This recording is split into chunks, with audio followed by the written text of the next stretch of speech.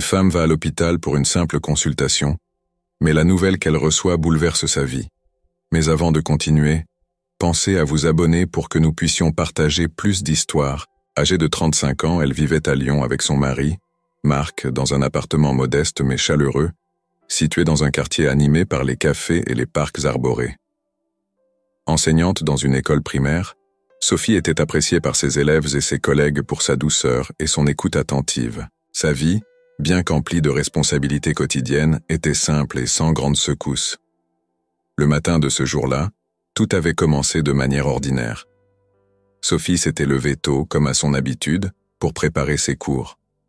Le soleil printanier se levait doucement derrière les immeubles, inondant la cuisine de lumière.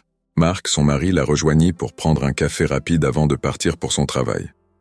Leur conversation portait sur des sujets légers, les projets pour le week-end, une sortie au cinéma peut-être, ou une balade dans le parc avec leurs amis. Sophie avait pris rendez-vous pour un bilan de santé annuel, une formalité qu'elle respectait depuis plusieurs années.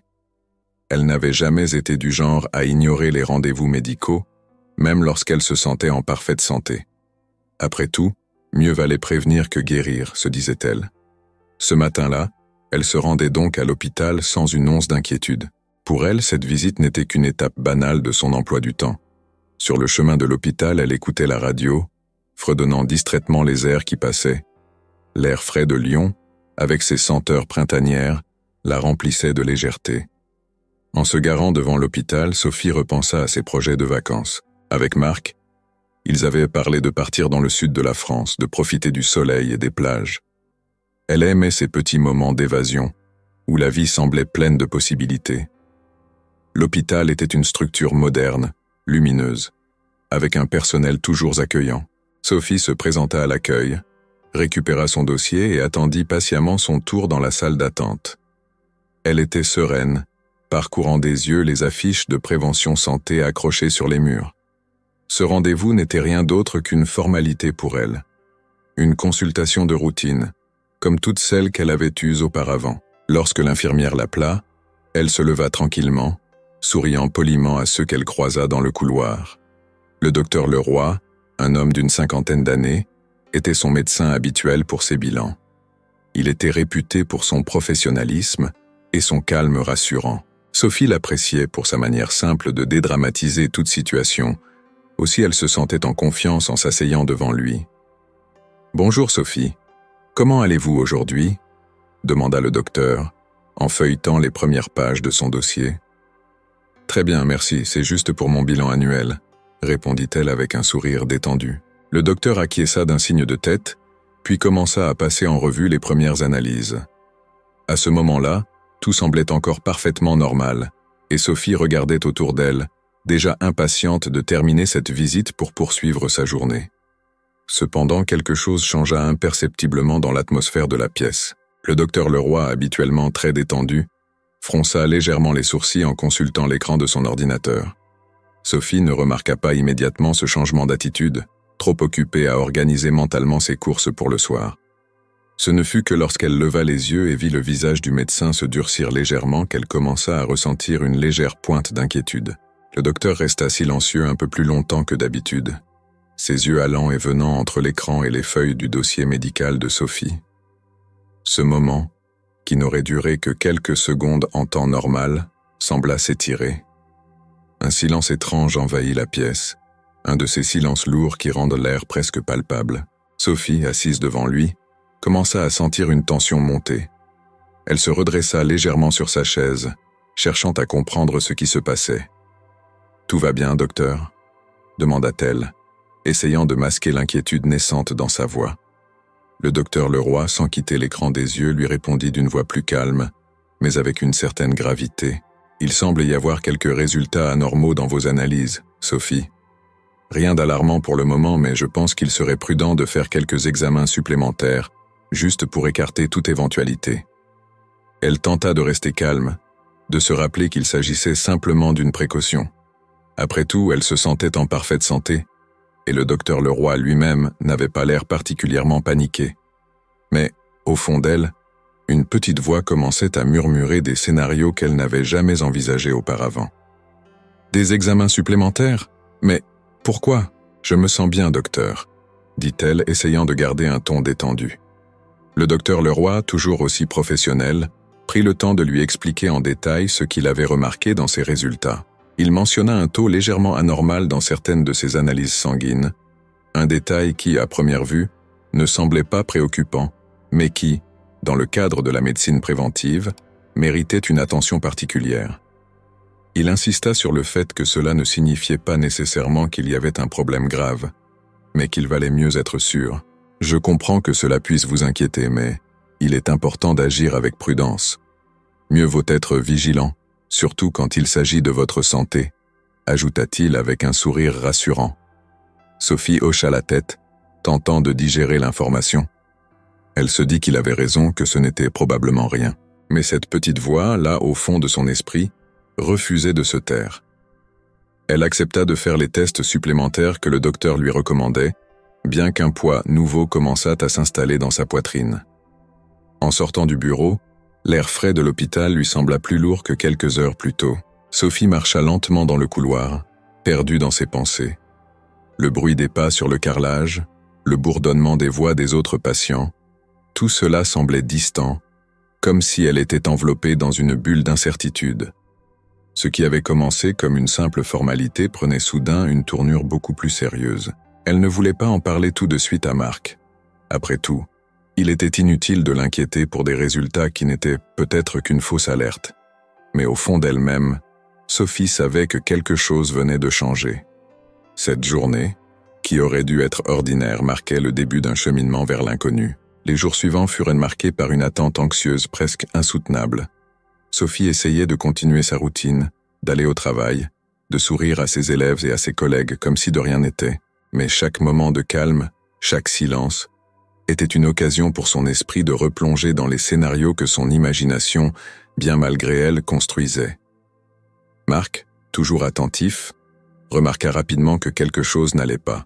Il n'était pas rare de voir Sophie préoccupée par son travail ou par des petites choses du quotidien. Mais cette fois, son comportement était différent. Elle semblait ailleurs, perdue dans ses pensées à des moments où elle aurait normalement été présente et joyeuse. « Tout va bien, chérie ?» lui demanda-t-il un soir, alors qu'ils dînaient ensemble. « Tu sembles distraite depuis quelques jours. »« Le travail, tu sais. » Son cœur fit un bond dans sa poitrine. Elle posa sa tasse de café sur la table et prit une profonde inspiration, avant de décrocher. « Bonjour, Madame Morel. »« C'est. Pouvez-vous passer aujourd'hui ?» Elle répondit mécaniquement, acceptant le rendez-vous pour l'après-midi même. Après avoir raccroché, Sophie resta immobile pendant plusieurs minutes, regardant fixement son téléphone. Les sons autour d'elle semblaient s'éloigner, comme si le monde devenait flou. Elle savait que ce moment marquait un tournant, que ce qu'elle allait entendre dans quelques heures pourrait bouleverser sa vie. Sans perdre de temps, elle envoya un message à Marc, lui demandant de la rejoindre à l'hôpital après son travail. Elle ne lui donna pas beaucoup de détails, se contentant de dire qu'elle avait besoin de le voir pour des résultats médicaux. Elle sentait que ce serait plus facile d'affronter cela avec lui à ses côtés. L'après-midi arriva trop vite. En entrant dans le bureau du docteur Leroy, cette fois accompagnée de Marc, Sophie sentit son corps se tendre. L'ambiance dans la pièce était différente de leur dernière rencontre.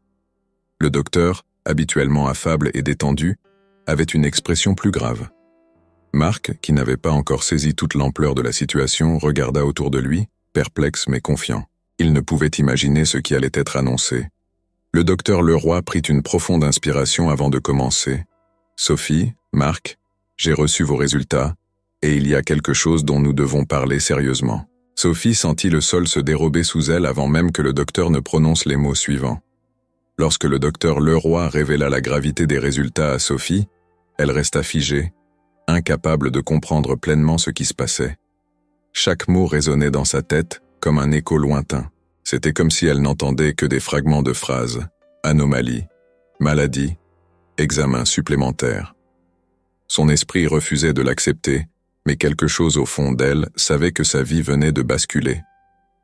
Nous avons trouvé des signes qui indiquent une possible forme de leucémie, expliqua le docteur avec une voix calme, mais empreinte de sérieux. C'est à un stade précoce, et nous devons agir rapidement pour comprendre la situation et commencer un traitement si nécessaire. Sa respiration s'accéléra, alors qu'elle essayait de saisir la réalité des paroles du docteur. Marc, assis à côté d'elle, lui prit la main. Mais même ce geste familier ne parvenait pas à apaiser la tempête qui faisait rage dans son esprit. Le docteur Leroy continua à parler, expliquant les prochaines étapes. Une série de nouveaux tests à réaliser dans les jours à venir, des prises de sang plus approfondies, et peut-être une biopsie de la moelle osseuse pour confirmer le diagnostic. Mais Sophie n'écoutait plus. Son regard était fixé sur un point invisible devant elle, tandis que les paroles du docteur se noyaient dans le tumulte de ses pensées. Le mot cancer flottait au-dessus de tout, oppressant et écrasant. Lorsqu'elle quitta enfin le bureau, accompagnée de Marc, Sophie marchait comme dans un rêve. Les couloirs de l'hôpital semblaient interminables, chaque pas lourd de sens. Elle ne savait pas quoi dire à Marc, qui lui aussi était sous le choc. Ils sortirent de l'hôpital, mais l'air extérieur ne lui apporta aucun soulagement.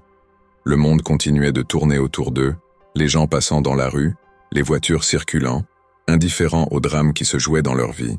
Dans la voiture, le silence était pesant. Marc la regardait de temps en temps, cherchant les mots justes, mais il n'en trouvait aucun. Finalement, ce fut Sophie qui brisa ce silence insupportable. « Je ne comprends pas », murmura-t-elle, sa voix brisée. « Comment est-ce possible? Je me sentais si bien. Et maintenant, il parle de cancer ?» Elle n'avait jamais vu le docteur Leroy aussi grave, et cela ne présageait rien de bon. Le reste de la journée se déroula dans une sorte de brouillard. De retour à la maison, elle se réfugia dans le silence, ses pensées tourbillonnant sans fin.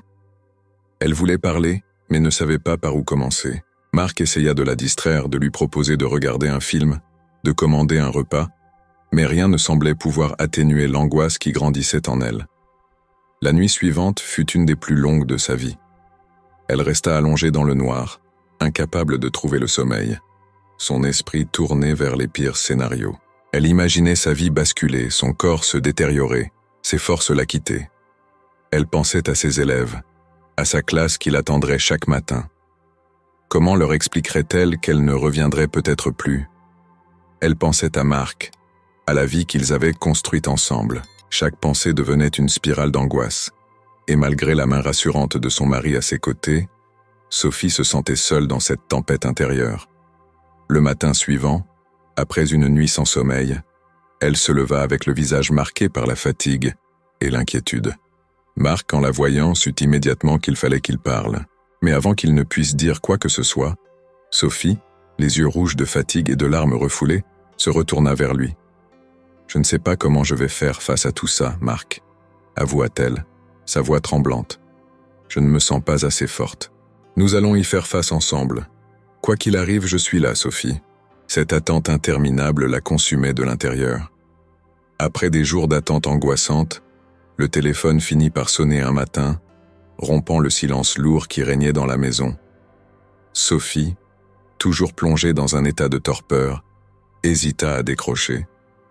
C'était comme si cette simple action, répondre à ce coup de fil, pouvait concrétiser ses peurs. Mais Marc, plus rapide, prit l'initiative. « Allô?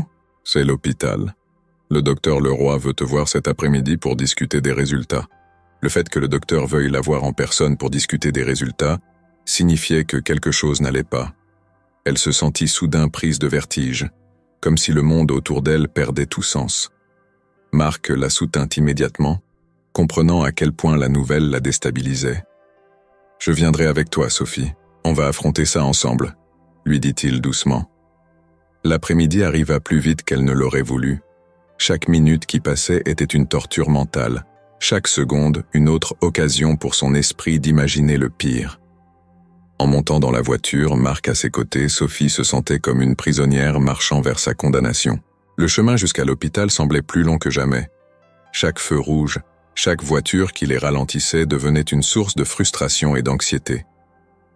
Arrivés à l'hôpital, ils montèrent en silence jusqu'au bureau du docteur Leroy. En entrant dans la pièce, Sophie ressentit une montée de panique. La pièce lui semblait plus petite qu'auparavant, comme si l'air y était plus lourd, plus oppressant. Le docteur Leroy était déjà là, assis derrière son bureau, les résultats de Sophie posés devant lui. Il les salua avec un sourire rassurant, mais Sophie pouvait lire entre les lignes. Ce sourire n'était pas celui qu'il affichait lors de consultations ordinaires. C'était un sourire de circonstance, une tentative de rendre ce moment moins terrible qu'il ne l'était en réalité. Marc et Sophie s'assirent, et le docteur prit une profonde inspiration avant de commencer. Les résultats sont tombés, et je ne vais pas tourner autour du pot. Sophie, il semblerait que tu souffres d'une forme précoce de leucémie.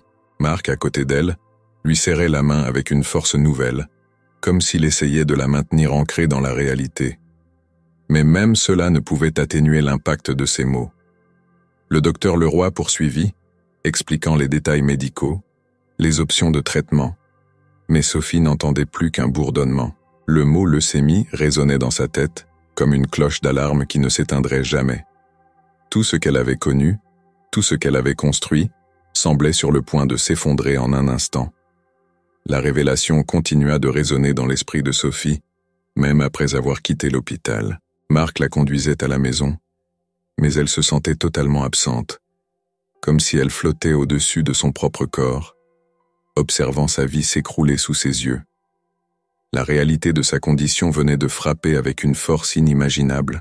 Marc essayait de parler, de lui faire comprendre qu'ils allaient surmonter cette épreuve, qu'ils trouveraient un moyen de gérer la situation. Mais Sophie, encore sous le choc, avait du mal à comprendre quoi que ce soit. C'était comme si chaque mot qu'il prononçait se perdait dans le néant, son esprit incapable de le suivre. « Je ne peux pas croire que cela m'arrive », murmura-t-elle finalement, les yeux remplis de larmes. « Je me sentais si bien, Marc. Comment cela a-t-il pu arriver si vite ?» Mais pour Sophie, ces mots, bien qu'ils soient nécessaires, semblaient encore trop loin de sa réalité. Elle venait d'apprendre qu'elle était malade, qu'elle allait devoir se battre contre une maladie qu'elle ne comprenait pas pleinement. Le lendemain, Sophie se retrouva à nouveau à l'hôpital pour les examens supplémentaires. Chaque étape était une nouvelle plongée dans l'inconnu. Des prises de sang, une biopsie de la moelle osseuse, des consultations avec d'autres spécialistes. Chaque test était une nouvelle confirmation de ce qu'elle redoutait. Chaque résultat, un rappel cruel de la fragilité de la vie. Malgré tout, Sophie sentait la pression du temps. Le docteur Leroy lui avait parlé de la nécessité d'agir rapidement, de ne pas laisser la maladie progresser davantage. Elle devait se préparer à faire face à la réalité du traitement. La chimiothérapie. Cette idée la terrifiait autant que la maladie elle-même. Elle avait entendu des histoires de patients qui perdèrent leurs cheveux, qui souffraient des effets secondaires dévastateurs. Elle ne savait pas si elle avait la force de traverser cela. Le soir même, Sophie et Marc prirent la décision d'informer leur famille et leurs amis les plus proches. Ils savaient qu'ils ne pouvaient pas traverser cette épreuve seuls. Leur famille avait le droit de savoir, et eux avaient besoin de soutien.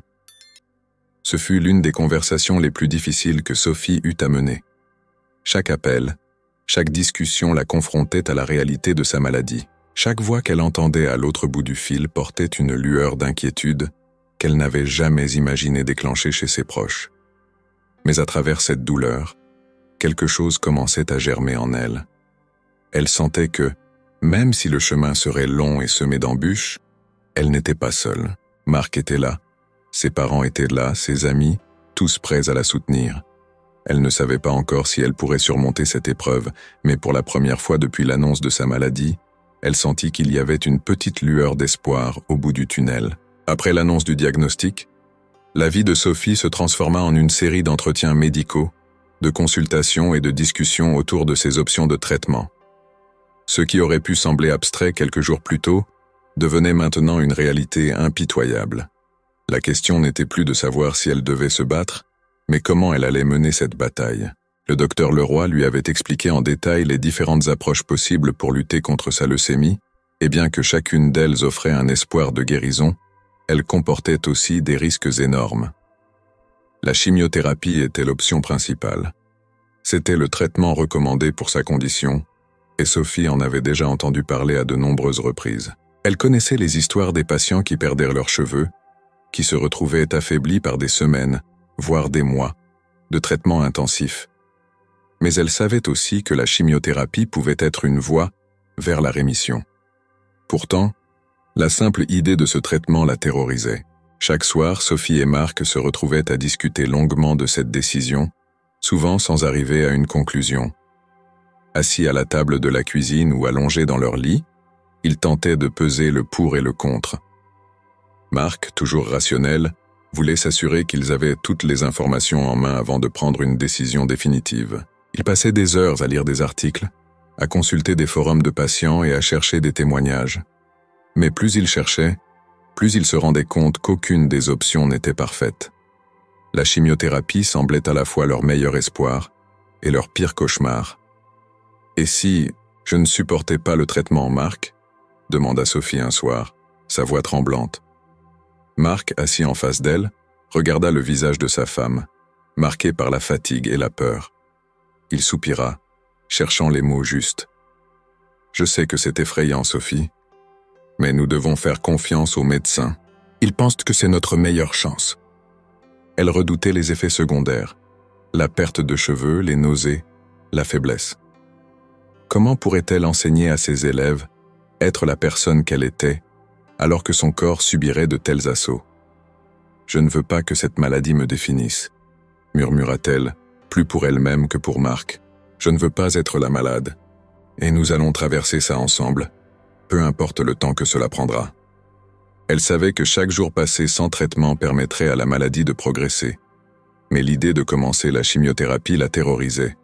Finalement, après des jours de discussion, de larmes et d'introspection, Sophie prit une décision. Le lendemain matin, elle appela le docteur Leroy pour lui confirmer qu'elle commencerait la chimiothérapie. Marc, à ses côtés, ressentit un mélange de soulagement et d'appréhension. Ils savaient tous les deux que le véritable combat ne faisait que commencer. Dès que Sophie eut pris la décision de commencer la chimiothérapie, elle comprit qu'il serait impossible de garder cette nouvelle pour elle seule. Ses proches devaient savoir, non seulement pour être informés de la situation, mais aussi parce que Sophie avait besoin de leur soutien. La maladie n'était plus un secret qu'elle et Marc pouvaient porter seuls. La première personne à qui elle parla fut sa mère, Claire, une femme forte et aimante qui avait toujours été là pour elle, même dans les moments les plus ordinaires. L'idée de devoir lui annoncer une nouvelle aussi bouleversante la pétrifiait. Sophie savait que sa mère était sensible, qu'elle prendrait cette nouvelle avec une douleur qu'elle ne montrerait probablement pas immédiatement, mais qui la rongerait en silence. Assise dans le salon, Sophie prit une profonde inspiration et appela Claire.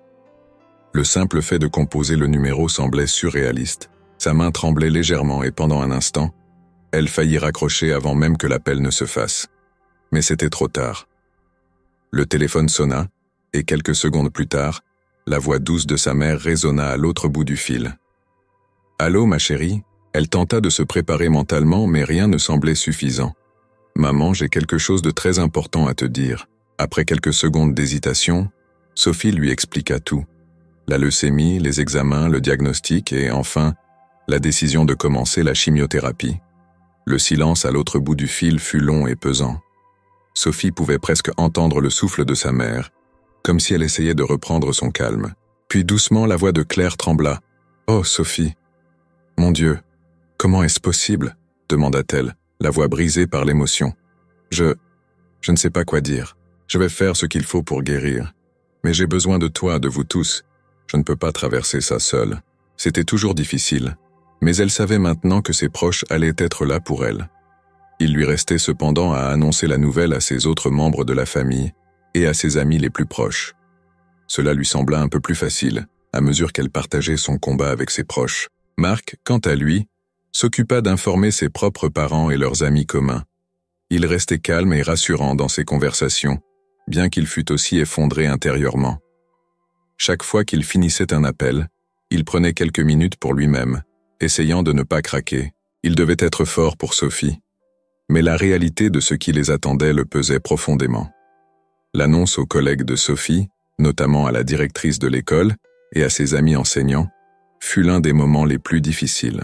Sophie aimait son travail, elle aimait ses élèves, et l'idée de devoir s'absenter pendant une durée indéterminée la plongeait dans une tristesse immense. Lorsqu'elle appela sa directrice, elle craignait la réaction, mais cette dernière fut incroyablement compréhensive. « Prends tout le temps qu'il te faut, Sophie. Ta santé est la priorité. Nous serons là pour t'accueillir dès que tu seras prête à revenir, » lui dit la directrice avec chaleur.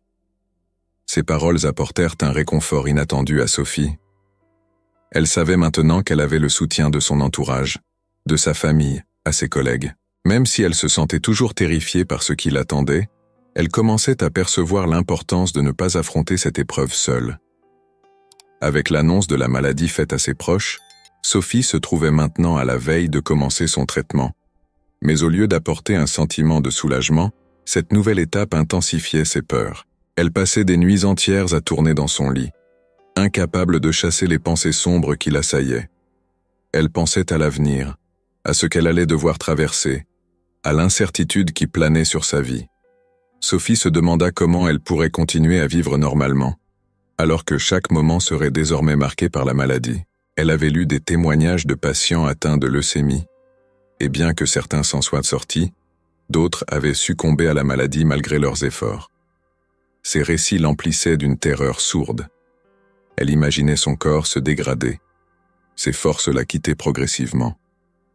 Elle pensait à sa famille, à Marc, à ce qu'il devrait endurer à ses côtés. Cette maladie n'allait pas seulement la toucher, elle, mais aussi tous ceux qui l'aimaient. « Je ne sais pas si je suis assez forte pour ça », murmura-t-elle un soir, les yeux fixés sur... Chaque seconde qui passait la rapprochait d'une réalité à laquelle elle avait essayé de se préparer, mais qui, malgré tout, restait terrifiante. Elle avait vu des images de chimiothérapie dans des films, entendu des histoires d'amis ou de connaissances lointaines. Mais rien ne semblait vraiment correspondre à ce qu'elle s'apprêtait à vivre. L'idée d'avoir des produits chimiques injectés dans son corps la rendait malade d'avance. Elle se demandait comment elle allait réagir, comment son corps, si fort jusqu'à présent, supporterait ce traitement. Marc, fidèle à lui-même, était à ses côtés, mais Sophie sentait que lui aussi était angoissé. Ils échangèrent peu de mots lors du trajet vers l'hôpital, chacun enfermé dans ses pensées. La main de Marc tenait fermement celle de Sophie, mais même ce contact réconfortant ne parvenait pas à effacer la peur. Le silence entre eux était rempli de non-dits, de questions sans réponse. En arrivant à l'hôpital, Sophie sentit son estomac se nouer. La salle de traitement était à la fois familière et étrangère. L'odeur antiseptique, les murs d'un blanc immaculé, les patients assis dans des fauteuils inclinables, reliés à des machines. C'était une image qu'elle avait toujours redoutée, mais qu'elle voyait maintenant de ses propres yeux. Sophie ressentit une étrange dissociation, comme si elle regardait une autre personne entrer dans cette salle, se préparer à ce qui allait suivre. Mais c'était bien elle. C'était son tour.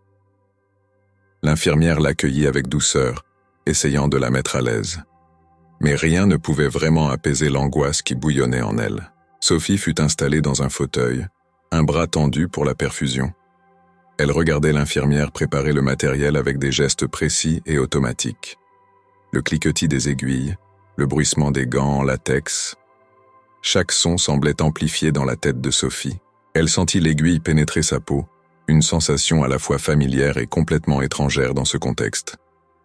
Elle serra les dents, essayant de ne pas céder à la panique. Marc, assis à ses côtés, lui sourit faiblement, tentant de paraître fort. Il lui serra la main, mais Sophie pouvait sentir la tension dans ses doigts. Il n'y avait rien à dire. Ils savaient tous les deux que c'était un moment difficile, peut-être l'un des plus difficiles de leur vie. Le silence entre eux était assourdissant, chaque tic-tac de l'horloge dans la pièce marquant une nouvelle étape dans ce processus long et incertain. Une fois la perfusion en place, le médicament commença à s'écouler lentement dans les veines de Sophie. C'était un sentiment étrange. Elle ne ressentit d'abord rien de particulier, mais le simple fait de savoir que ce liquide toxique parcourait son corps la rendait nerveuse. Elle se mit à respirer plus profondément, essayant de calmer son esprit. Marc continuait de lui tenir la main, ses yeux pleins de soutien et de peur. Mais pour la première fois, Sophie réalisa à quel point cette maladie affectait aussi Marc. Ce n'était pas seulement son combat, c'était le leur. Les heures qui suivirent furent longues, presque interminables. Le bruit monotone de la machine, les chuchotements des infirmières qui allaient et venaient, et la vue des autres patients, certains endormis, d'autres plongés dans des livres ou des téléphones, créaient une atmosphère à la fois apaisante et oppressante. Sophie tentait de se distraire, mais son esprit revenait sans cesse à la réalité de ce qu'elle traversait. Chaque goutte du médicament qui pénétrait dans son corps représentait à la fois un espoir de guérison et une peur de l'inconnu. À la fin de la séance, Sophie se sentait épuisée, bien que ce ne soit pas tant une fatigue physique qu'émotionnelle. En sortant de l'hôpital, le monde extérieur lui parut à la fois familier et lointain. Elle était différente. Quelque chose avait changé en elle, mais elle ne savait pas encore quoi. Marc l'aida à marcher jusqu'à la voiture et pendant tout le trajet de retour, un lourd silence régnait. Le soir venu, Sophie s'effondra littéralement dans son lit. Elle se sentait vidée, comme si cette première séance de chimiothérapie avait drainé toute son énergie. Mais elle savait que ce n'était que le début. Le combat ne faisait que commencer, et elle ignorait encore à quel point il serait difficile. Les premiers effets secondaires de la chimiothérapie ne tardèrent pas à apparaître. Dès le lendemain de sa première séance, Sophie commença à ressentir une fatigue intense, plus profonde que tout ce qu'elle avait jamais connu. Chaque mouvement lui demandait un effort surhumain. Monter les escaliers jusqu'à sa chambre était devenu une épreuve, et même les tâches simples du quotidien comme se lever pour prendre un verre d'eau semblaient insurmontables. Mais ce n'était que le début. La nausée arriva peu de temps après, une nausée persistante et implacable qui ne la quittait jamais vraiment. Même les odeurs de certains aliments la dégoûtaient au point qu'elle ne pouvait plus supporter l'idée de manger. Elle perdit l'appétit, ce qui inquiéta profondément Marc. Il essayait de la forcer à manger de petites portions, mais Sophie refusait souvent, se contentant de quelques gorgées d'eau ou de thé. Puis, il y eut la perte des cheveux. Ce moment, bien que Sophie l'attende depuis qu'elle avait commencé la chimiothérapie, fut l'un des plus dévastateurs. Un matin, en se brossant les cheveux, elle vit des mèches entières rester coincées dans la brosse. Le choc fut instantané. Elle se regarda dans le miroir, la gorge serrée, observant les premières traces visibles de ce que son corps subissait. Marc, qui la rejoignit dans la salle de bain, resta silencieux. Il s'approcha d'elle et, sans un mot, prit la brosse des mains de Sophie, puis l'enlaça doucement. Aucune parole ne pouvait apaiser la douleur de ce moment. Les jours se transformèrent en semaines, et Sophie semblait de plus en plus s'éloigner de la vie qu'elle avait autrefois. La maison, autrefois pleine de rires et d'activités, était devenue un lieu de silence et de solitude. Marc essayait de rester fort pour elle, mais Sophie voyait à quel point cette situation pesait sur lui. Parfois, elle le surprenait, assis seul dans le salon, la tête dans les mains, luttant pour ne pas craquer. Il faisait tout ce qu'il pouvait pour être présent à chaque instant, mais cette épreuve dépassait tout ce qu'ils avaient vécu ensemble. Sophie, quant à elle, sombrait dans une sorte de torpeur. Elle passait ses journées à lutter contre la fatigue et la douleur, alternant entre des moments de somnolence et des phases d'éveil où elle se sentait piégée dans son propre corps.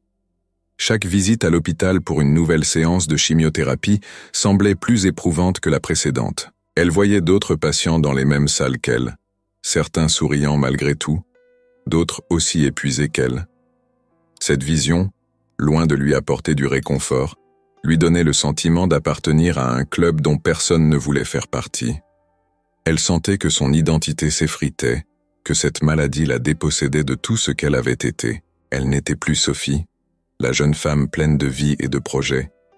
Elle était devenue Sophie, la malade. Et cela, elle avait du mal à l'accepter. Marc lui répétait sans cesse qu'elle restait la même personne, qu'il l'aimait tout autant, mais Sophie se voyait différemment. Le miroir ne reflétait plus que l'image d'une femme affaiblie, au visage pâle dont les yeux, autrefois pétillants, semblaient désormais éteints. Un soir, après une journée particulièrement difficile, Sophie craqua. Elle était dans la salle de bain, face à ce miroir qu'elle détestait désormais, regardant son crâne parsemé de cheveux clairsemés, son visage émacié par la fatigue et le manque d'appétit. Elle éclata en sanglots, incapable de retenir plus longtemps la douleur qu'elle gardait en elle depuis des semaines, et Marc, entendant ses pleurs, se précipita dans la salle de bain. Il la trouva effondrée sur le sol, ses mains tremblantes tenant quelques mèches de cheveux tombés. Il s'agenouilla à ses côtés, tentant de la réconforter, mais rien ne semblait pouvoir calmer sa détresse. « Je ne me reconnais plus, Marc, » sanglota-t-elle. « Je ne suis plus moi. Regarde-moi. Comment est-ce que tu peux encore m'aimer? Je suis tellement fier de toi. » Les semaines de traitement avaient poussé Sophie à bout. Elle n'était plus seulement épuisée physiquement, mais aussi mentalement. Chaque jour semblait être une montagne à gravir, et elle se sentait de plus en plus incapable de faire face. Les effets secondaires de la chimiothérapie n'étaient pas seulement visibles sur son corps, mais ils dévoraient aussi son esprit. Elle luttait contre une fatigue émotionnelle écrasante, un sentiment de désespoir qui s'installait plus profondément à chaque séance. Un matin, Sophie se leva, mais quelque chose était différent. Elle sentait un poids écrasant sur sa poitrine, comme si une main invisible l'empêchait de respirer. Elle regarda autour d'elle, la chambre, la lumière pâle qui filtrait à travers les rideaux, mais rien ne semblait réel. Tout lui paraissait lointain, presque irréel. Elle essaya de se lever, de commencer sa journée, mais son corps refusait de bouger. Marc entra dans la chambre, lui apportant une tasse de thé comme il le faisait chaque matin. Il la trouva assise au bord du lit, les yeux perdus dans le vide. Il posa la tasse sur la table de chevet et s'agenouilla devant elle. « Sophie, qu'est-ce qu'il y a ? Je n'en peux plus. » Sophie éclata en sanglots, des larmes incontrôlables, déversant tout ce qu'elle ressentait depuis des mois. Elle ne pouvait plus supporter la douleur, la souffrance, l'incertitude. Elle se sentait piégée dans une bataille qu'elle n'avait pas choisie, dans un corps qui ne lui appartenait plus. Le poids de la maladie, du traitement, de la perte de soi-même, tout cela était devenu trop lourd à porter. « Je ne suis plus la même, Marc, » sanglota-t-elle. « Je me sens vide. Je n'ai plus de force. Je ne peux pas continuer comme ça. » Il savait que cette bataille était bien plus que physique. C'était une lutte pour son âme, pour son identité. Et à cet instant, il comprit qu'ils allaient avoir besoin de plus que de la force. Ils allaient avoir besoin d'aide.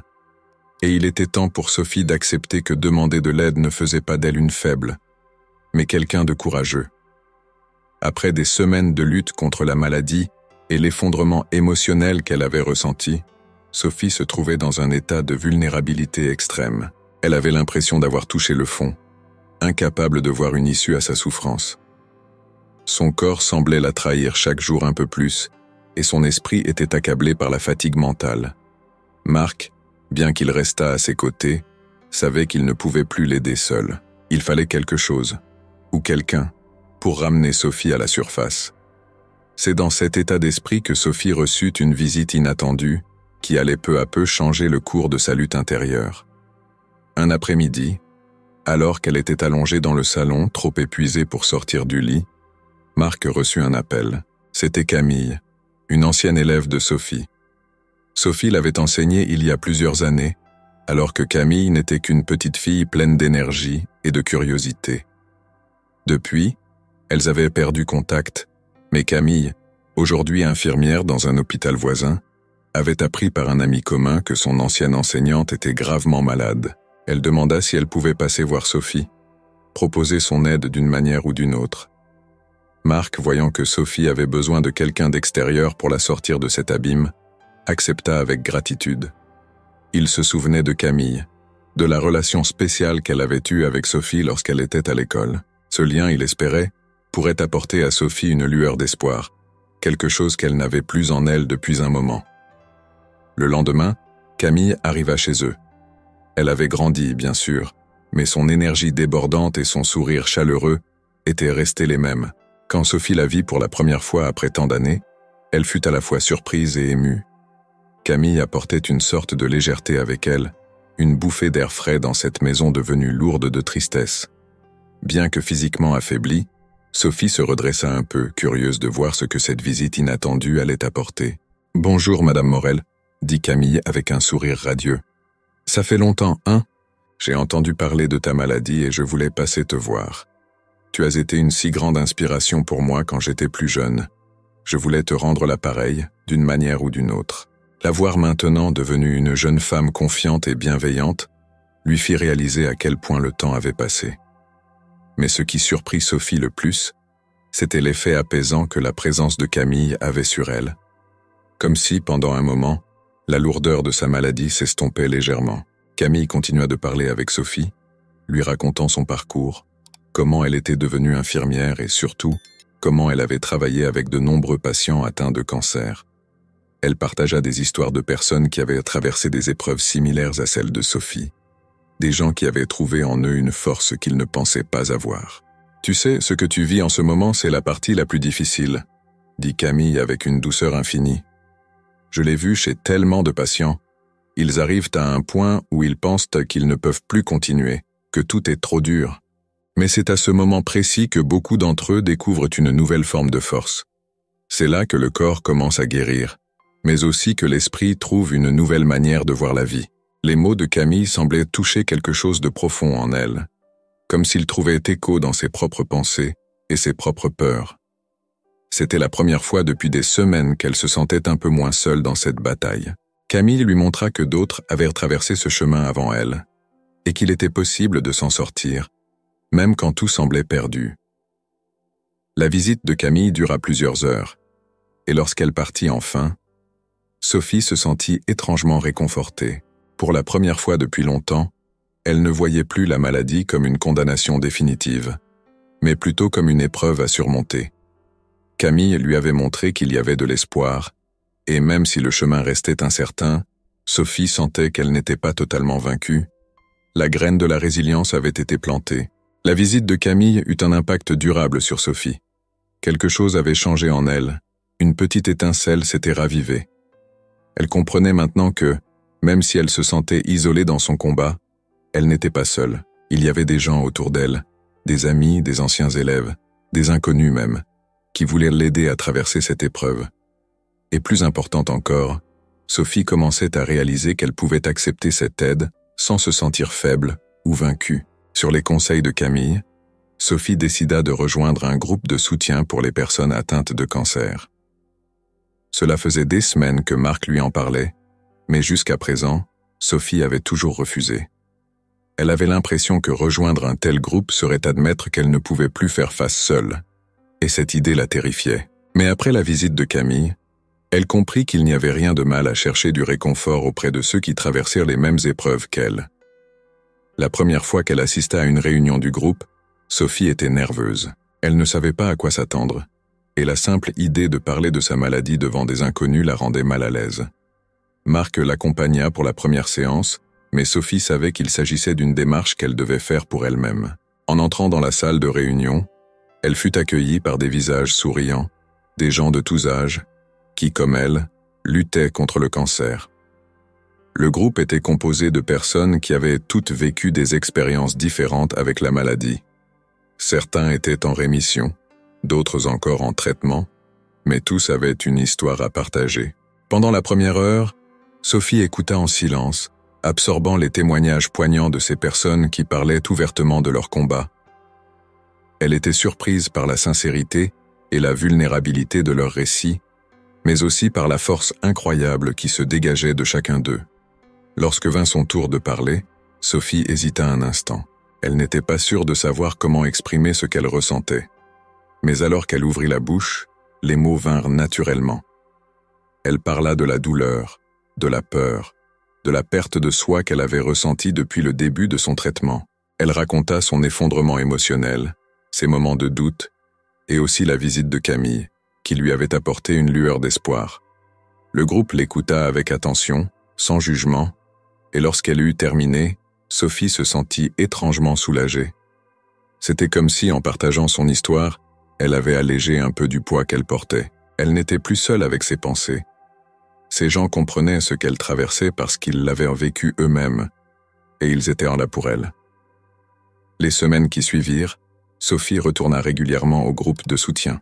Ces réunions devinrent un moment précieux pour elle, un espace où elle pouvait être honnête sur ses peurs et ses espoirs, sans avoir à se cacher derrière un masque de force. Les autres membres du groupe partageaient également leurs propres victoires, petites ou grandes, et chaque réussite, aussi minime soit-elle, était célébrée comme un triomphe collectif. À travers cette solidarité, Sophie retrouva peu à peu la force de continuer à se battre. Elle comprit que la guérison n'était pas seulement physique, mais aussi émotionnelle et mentale. Et même si elle ne pouvait pas contrôler ce que son corps traversait, elle pouvait choisir de ne pas se laisser consumer par la maladie. Elle pouvait choisir de rester elle-même, d'honorer la personne qu'elle était, même dans les moments les plus sombres. Après des mois de lutte acharnée contre le cancer, Sophie commença enfin à voir les premiers signes d'amélioration. Cela ne se produisit pas du jour au lendemain, bien sûr. C'était un processus lent, presque imperceptible au début, mais chaque petite victoire lui donnait l'espoir que ce combat n'était pas vain. Lors de l'une de ses visites de suivi à l'hôpital, le docteur Leroy lui annonça une nouvelle qu'elle n'aurait jamais cru entendre. La chimiothérapie commence à porter ses fruits. Elle ressentit un mélange d'euphorie et d'incrédulité. Après tant de douleurs, tant de doutes, il y avait enfin une lumière au bout du tunnel. Ce n'était cependant qu'une première étape. Le docteur Leroy lui rappela que le chemin restait encore long, que la guérison complète n'était pas assurée, et que d'autres séances de traitement seraient nécessaires pour s'assurer que le cancer ne revienne pas. Mais pour Sophie, cette nouvelle était un souffle d'air frais, une validation de tous les sacrifices qu'elle avait faits jusque-là. Elle n'était plus seulement une victime de la maladie, elle devenait une survivante. Marc et Sophie décidèrent de célébrer cette petite victoire avec leurs proches. Ce soir-là, ils organisèrent un dîner chez eux avec leurs familles et amis les plus proches. Ce n'était pas une grande fête extravagante, mais plutôt une réunion intime, remplie d'amour et de gratitude. Sophie ressentait une immense reconnaissance envers ceux qui l'avaient soutenue tout au long de son parcours. Chaque sourire, chaque étreinte, lui rappelait à quel point elle avait de la chance d'être entourée par tant de bienveillance. Durant cette soirée, alors qu'elle parlait à ses invités, Sophie se rendit compte qu'elle avait changé. La femme qu'elle était devenue, après avoir traversé cet enfer, était plus forte, plus résiliente. Elle n'avait jamais imaginé que la maladie pourrait lui apprendre autant de choses sur elle-même, sur la vie et sur les liens humains. Elle voyait désormais chaque jour comme un cadeau, chaque moment partagé avec ceux qu'elle aimait comme une bénédiction. La route vers la guérison restait semée d'embûches, bien sûr. Sophie savait qu'il lui faudrait encore du temps pour se remettre complètement, tant physiquement qu'émotionnellement. Mais pour la première fois depuis longtemps, elle voyait un avenir, un horizon où la maladie n'était plus au centre de sa vie. Cette nuit-là, alors qu'elle s'apprêtait à se coucher, Sophie se regarda dans le miroir de sa chambre. Ses cheveux, bien que clairsemés, commençaient à repousser. Ses joues, autrefois creuses, avaient repris un peu de couleur. Elle n'était pas encore guérie, mais elle voyait en elle la femme forte qu'elle avait toujours été, même lorsque son corps l'avait trahie. Elle sourit doucement à son reflet, sachant que, quelle que soit la suite, elle était prête à l'affronter avec courage et détermination. Malgré les signes encourageants de son traitement, Sophie réalisa rapidement que la maladie avait laissé des traces profondes, bien au-delà de son corps. Il ne s'agissait pas seulement de récupérer physiquement après des mois de chimiothérapie, mais aussi de renouer avec la personne qu'elle était avant, ou peut-être d'accepter qu'elle ne serait plus jamais tout à fait la même. Chaque jour qui passait la confrontait à des défis invisibles, des obstacles émotionnels et psychologiques qu'elle n'avait jamais anticipés. L'une des premières choses qui devint évidente était l'impact que la maladie avait eu sur sa relation avec Marc. Pendant des mois, Marc avait été son pilier, son soutien inconditionnel, et il avait sacrifié tant de choses pour être à ses côtés. Mais cette épreuve avait également épuisé Marc, émotionnellement et mentalement. Le poids de la maladie, les nuits sans sommeil, la peur constante de perdre Sophie avait laissé des cicatrices invisibles. Marc ne parlait jamais de ses propres souffrances, préférant se concentrer sur la guérison de Sophie, mais elle voyait bien que quelque chose avait changé en lui. Un soir, après une journée particulièrement difficile, Sophie se tourna vers Marc alors qu'ils étaient assis sur le canapé, en silence. Leurs mains étaient jointes, mais il y avait une distance émotionnelle qu'ils n'avaient jamais connue auparavant. « Je sais que cela n'a pas été facile pour toi, Marc, » dit Sophie doucement, brisant le silence. « Je ne t'ai jamais vraiment demandé comment tu te sentais dans tout ça. J'étais tellement concentré sur ma propre bataille que je t'ai peut-être négligé. Moi, je ne faisais que t'accompagner. Nous avons tous les deux traversé cette épreuve, et je veux savoir ce que tu ressens vraiment, parce que je sais que ça t'a changé aussi. Peur de te perdre, peur de ne pas être assez fort pour toi. Il y a des jours où je me sentais tellement impuissant. Je te regardais souffrir et je ne pouvais rien faire pour t'aider, à part être là. Mais parfois, je me demandais si c'était suffisant. » Elle n'avait jamais pleinement réalisé à quel point Marc s'était senti démuni face à sa maladie. Pour elle, sa présence avait toujours été une ancre, un rappel constant qu'elle n'était pas seule. Mais maintenant, elle comprenait que Marc avait également traversé son propre enfer en silence. « Tu as été tout pour moi, Marc, » dit-elle avec émotion. « Même dans les moments où je pensais que je ne pouvais plus continuer, tu étais là, et c'était tout ce dont j'avais besoin. Mais je veux qu'on surmonte cela ensemble, vraiment ensemble. Plus comme deux personnes qui se battent seules, mais comme un couple qui affronte cette nouvelle réalité. Ils réalisèrent tous les deux qu'ils devaient non seulement guérir des blessures physiques laissées par la maladie, mais aussi des blessures émotionnelles qui s'étaient accumulées au fil des mois. Ils décidèrent de consulter un thérapeute ensemble pour les aider à naviguer dans cette période de transition. Sophie savait qu'ils ne retrouveraient jamais exactement la vie qu'ils avaient avant, mais cela ne signifiait pas qu'ils ne pouvaient pas en construire une nouvelle, peut-être encore plus solide et résiliente. Avec le temps, Sophie commença à voir sa vie d'une manière entièrement nouvelle. La maladie, qui avait autrefois été perçue comme une tragédie, une épreuve insurmontable, était maintenant quelque chose qui, bien que difficile, l'avait transformée profondément. Ce n'était plus seulement un fardeau qu'elle portait, mais une expérience qui lui avait donné une nouvelle perspective sur l'existence, sur la fragilité de la vie, et surtout, sur ce qui était vraiment important. Elle réalisa que tant de choses qui l'avaient préoccupée avant la maladie, les petits tracas du quotidien, les préoccupations superficielles, semblaient désormais insignifiantes. Chaque jour était un cadeau, chaque moment passé avec ses proches une bénédiction. Elle apprit à apprécier les choses simples, comme la chaleur du soleil sur son visage lors de ses promenades, ou la douceur d'une conversation avec une amie autour d'un café.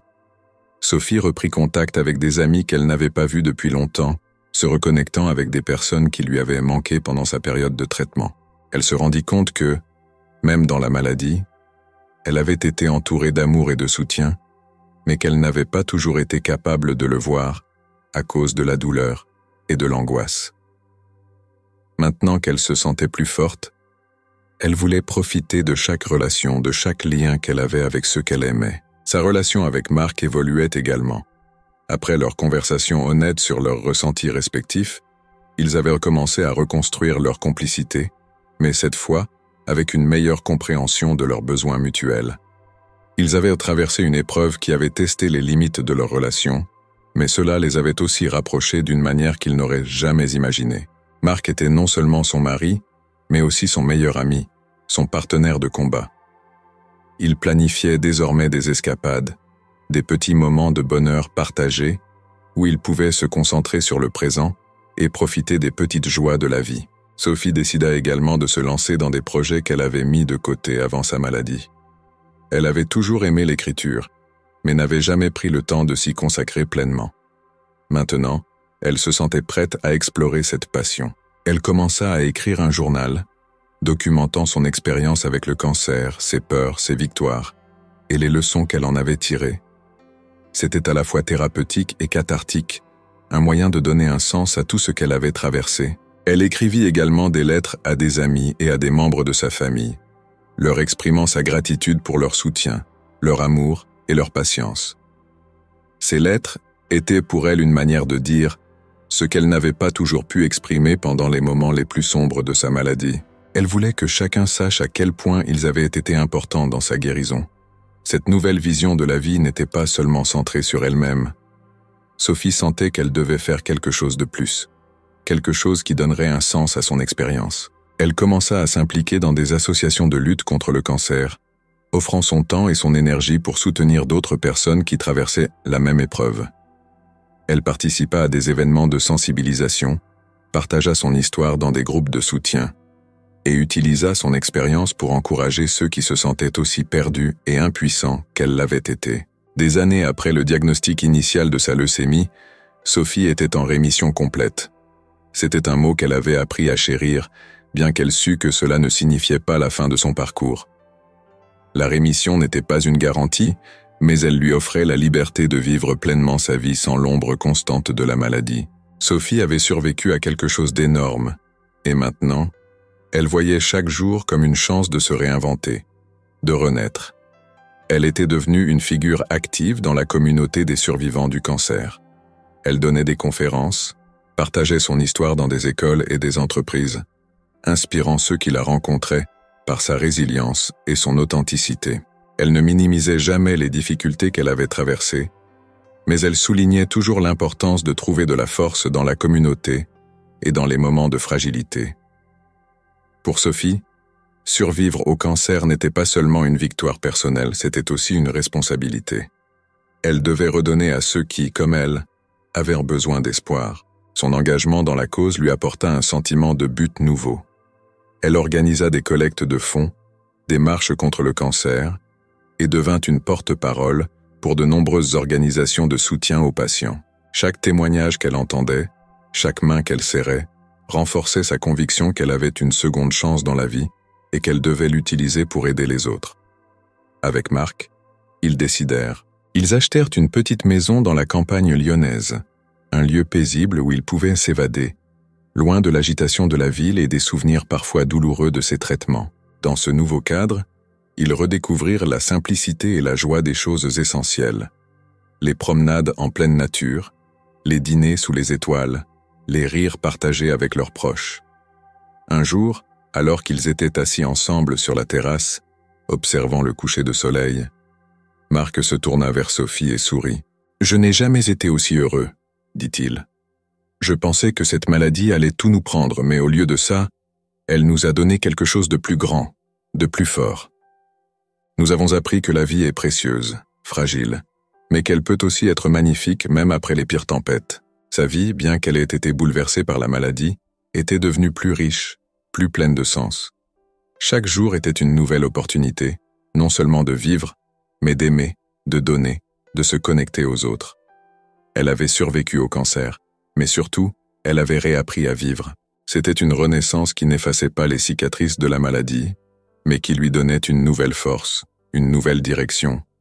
Sophie était prête à embrasser pleinement cette nouvelle vie, avec tout ce qu'elle avait à offrir.